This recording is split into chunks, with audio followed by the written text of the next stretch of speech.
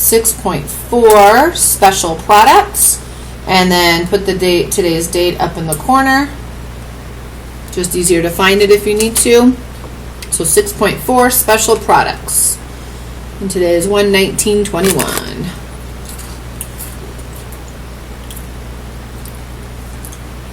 Okay. Let's move that a little bit.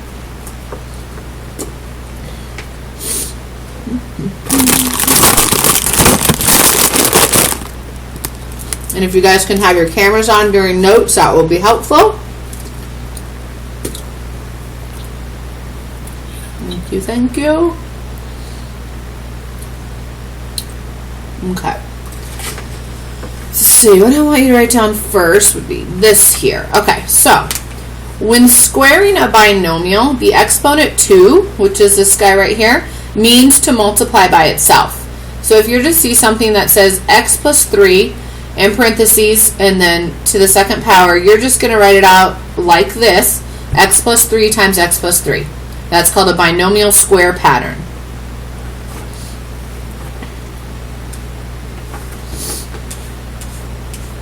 Once you have that written down, next thing here. Alright, let's look at conjugate pair pattern. Okay, so these are some examples of a conjugate pair pattern. So the first term, what that means is the first term in each of the pair is the same. Okay, the first term is the same, right? So the x's, the y's, and the 2x's, those are the same. Okay. And the second thing, the last terms are the same. So you have, did I write that? Oh no, here. Sorry, I was looking the wrong way. So we have the 9s, well, it's a negative and a positive, but the term 9 is the same, the 8s, the 5s, right? And then each pair has a sum and one difference. So there's our difference, there's our sum. There's our difference and our sum, right? So if you see all these things, when you're looking at some of your problems, that's called a conjugate pair pattern. Record, and let's look at our first example. So let's look at this guy. Okay. So we have an a plus 6 in parentheses raised to the second power, right? That's a binomial square pattern. So remember, we're going to write it out like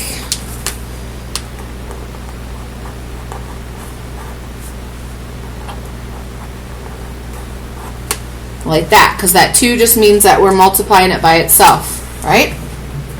And now let's solve this guy. Well, we're going to not really solve, we're going to simplify him.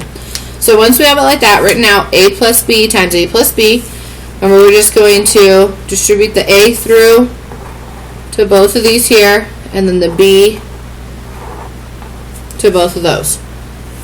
So we have a times a, which gives us a squared. Then we have a times b, which gives us ab. Why didn't I write that down? Oh, that's a 6. Oh my gosh, you guys, no one corrected me. That's a 6. I wrote a b. Holy moly. I'm like, why is that b there? Those are 6s. Okay. I even wrote it up there as a 6. Holy moly. Okay. So, now this would be better for me here. A times 6. That gives us a 6a. Oh my gosh, I can't believe I did that. I kept looking at my work going, why does that not match up? Then we can do the 6 times a here. So that's another 6a. Then we can do 6 times 6. And that'll give us a 36. And now you see those two like terms. So we just add those together. We get 12a, right? So a squared just goes down into our problem. We don't need to change it. We have 12a, and then we have our 36. So this is what we can simplify it to. Let's look at the other one. Okay.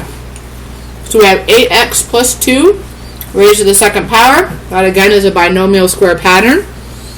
So you're going to write it out like this. 8x plus 2 times 8x plus 2. Okay.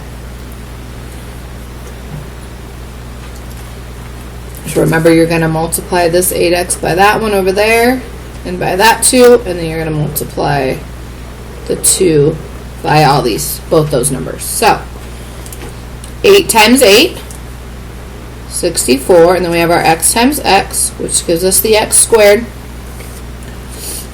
Then 8 times 2, which is a 16, and then we have an x there, so just bring our x down. We have 2 times 8, which is a 16. We have our x that we have to put in there, and then we can go 2 times 2, which gives us 4. So again, we see like terms, right here.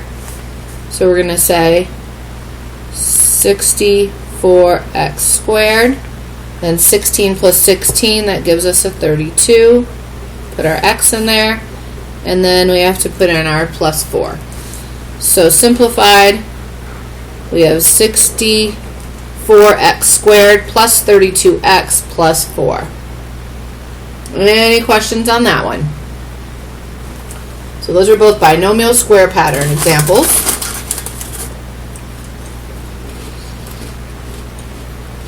Okay. You guys are quiet. I'm hoping that means you're good. Okay, let's look at this one here. So, this one's the product of conjugate pattern of x plus 3 times x minus 3. So remember, our first terms are the same, our last terms are the same, and we have a positive and a negative value. Okay? So I'm just going to rewrite it here so I can work it out.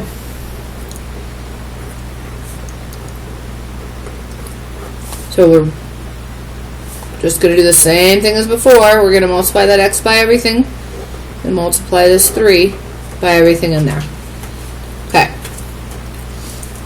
So we have x times x. We get x squared.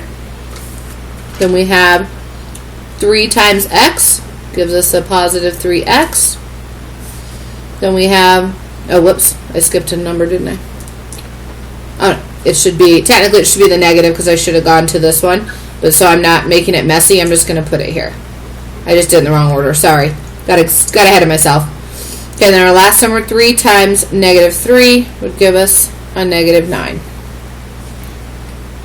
Okay, so these are like terms. So x squared, we have a 3 minus a 3. That leaves us with nothing, right? So we don't need to put anything there. We just need to bring in our negative 9. So simplified to x squared minus 9. That's it. Because we got rid of those 3's, or the x terms there. Any questions on that one? You guys are good, huh? Alright. Let's look at our last one. Okay. We have 8a minus 12x times 8a plus 12x. So we gotta multiply this 8 by both terms there, and then multiply this negative 12 by both terms. So 8 times 8, I'm gonna squeeze it in here because I don't have a lot of room. Should be 64. Then we have our a squared. Then we're gonna do 8 times 12, which gives us a positive 96, and we have an a and an x that we're dealing with. So we have to put our a and our x with that 96.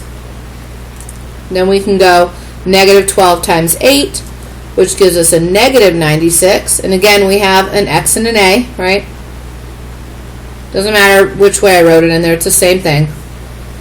And then we have a negative 12 times a 12, which gives us negative 144, and then we have 2 x's, so x squared. Okay? So, like terms, 96 minus 96, that gives us a 0. So we're not going to have anything for that, so we have our 64a squared.